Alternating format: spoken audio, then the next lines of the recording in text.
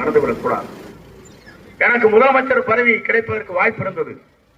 ஆனால் நீங்களே இருந்து கொள்ளுங்கள் என்று சொன்னேன். பொதுச் செயலாளர் வாய்ப்பு எனக்கு கிடைத்தது. நீங்களே இருந்து கொள்ளுங்கள் என்று சொன்னேன்.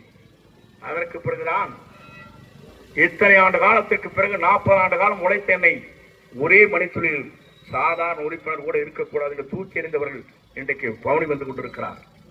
அவருக்கு நீங்கள் அடையாளம் காட்ட வேண்டும். புரட்சித் தலைவர் அனைத்தார், புரட்சித் தலைவர் அம்மாவுடைய சுற்றுப்பயணத்தை நான் மேற்கொண்டேன். இங்க இருக்கின்ற அத்தனை பேருக்கும் தெரியும்.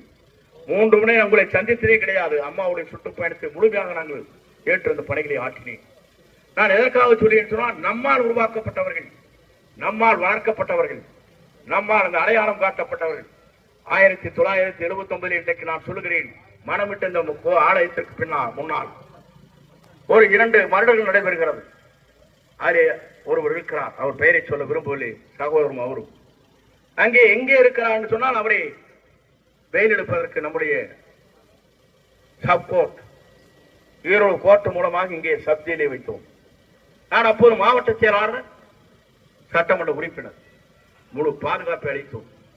அதற்கு பிறகு 82 இந்த வழக்கு வருகிற போது ஆரம்பி அவர்கள் உள்ளாட்சித்துறை அமைச்சர் அவரிடத்திலே சொல்லி அந்த வழக்கை சுமூகமாக முடித்து இன்று பவனி வந்து கொண்டிருக்கிறார்களே, எப்படிப்பட்டவர் என்பதை நீங்கள் புரிந்து கொள்ள வேண்டும் என்பதற்காக நான் சொல்லுகிறேன்.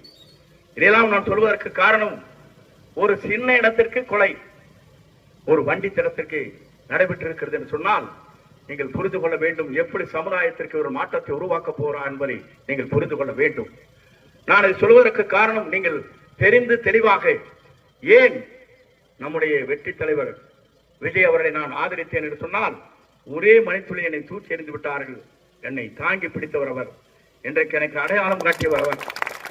பின்னாலே நான் நின்று கொண்ட பணிகளை ஆற்றிக் கொண்டிருக்கிறேன்.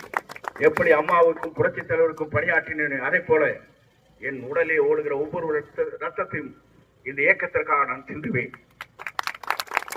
நான் அதை குறிப்பிடுவதற்கு காரணம்